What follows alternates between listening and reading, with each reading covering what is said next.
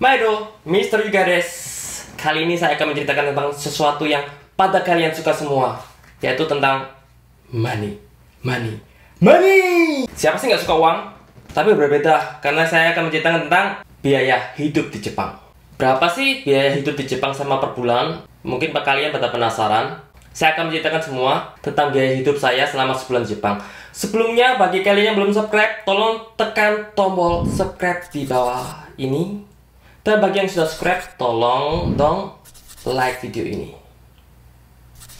Oke, kita akan lanjut langsung saja ke biaya hidup saya di Jepang selama berbulan. Saya sudah tanya-tanya istri saya secara detail karena dia yang mengelola keuangan keluarga saya. Jadi ini catatannya. Beras 1 kilo, gula 100 gram. Ini mah belanjaan. Biaya paling mahal nomor 1 adalah tentunya tempat tinggal. Biaya tempat tinggal saya per bulan 117.000 yen. Itu kalau dirupiahkan dengan kurs yen sekarang sekitar 16 juta rupiah. Tentunya berbeda dengan mansion atau apato, karena tempat tinggal saya rumah, jadi sedikit lebih mahal daripada apato atau apartemen. Dulu saya sempat tinggal di apato atau mansion, itu per bulannya 65.000 yen, sekitar 7 juta rupiah lah. Karena sewa, jadi tidak akan menjadi hak milik saya, makanya saya memutuskan untuk membeli rumah. Memang sedikit lebih mahal, hampir 2 kali lipat, nggak sedikit lagi mahal, tapi keuntungannya akan menjadi milik saya di kemudian hari. Terus biaya kedua yang paling mahal adalah listrik. Sebenarnya sih bagi saya ini nggak mahal karena saya cuma kena 6.000 yen sebulan. Kenapa cuma kena 6.000 yen? Karena saya pakai panel surya di rumah saya. Jadi listrik yang saya pakai itu dari surya panel saya sendiri. Dan kelebihannya itu saya jual ke PLN-nya Jepang sehingga mendapatkan beberapa money ya. Dan yang ketiga adalah gas. Biaya gas saya per bulan adalah 0 yen. 0. No. Kenapa? Karena rumah saya nggak pakai gas, jadi semuanya pakai listrik. Kompor, ofuro, semuanya tuh pakai listrik semua, all electricity. Jadi saya nggak ada biaya gas yang harus saya bayar. Pengeluaran yang keempat adalah untuk makan. Tergantung kita sendiri, kita mau beli makanan di luar atau kita mau masak sendiri. Kalau saya dan istri saya biasanya masak sendiri dan beli di supermarket untuk bahan-bahannya, itu per bulannya cuma kena 30.000 yen. Jadi setiap pagi istri saya buat bekal untuk makan siang saya, dan untuk makan malam istri saya juga memasak makanan untuk saya dan anak saya. Jadi pengeluaran untuk makanan jadi lebih dapat dikurangi. Berbeda kalau kita setiap hari makan di luar, itu jadi lebih besar pengeluarannya, bisa 2 kali lipat dari buat sendiri. Jadi kalau kalian mau hemat, lebih baik buat sendiri daripada makan di luar. Terus biaya transportasi adalah biaya yang kelima. Karena di desa ya, jadi kita semua pakai mobil, jadi pakai 2 mobil. Bensinnya kena 33.000 yen per bulan. Itu istri saya 30.000 yen. Kenapa? Karena dia pakai Alphard. Alphard itu boros sekali bensinnya. Sedangkan saya sendiri karena pakai Keiji Dosa, itu bensinnya irit banget. Saya pakai cuman dari rumah dan ke kantor aja, ke perusahaan.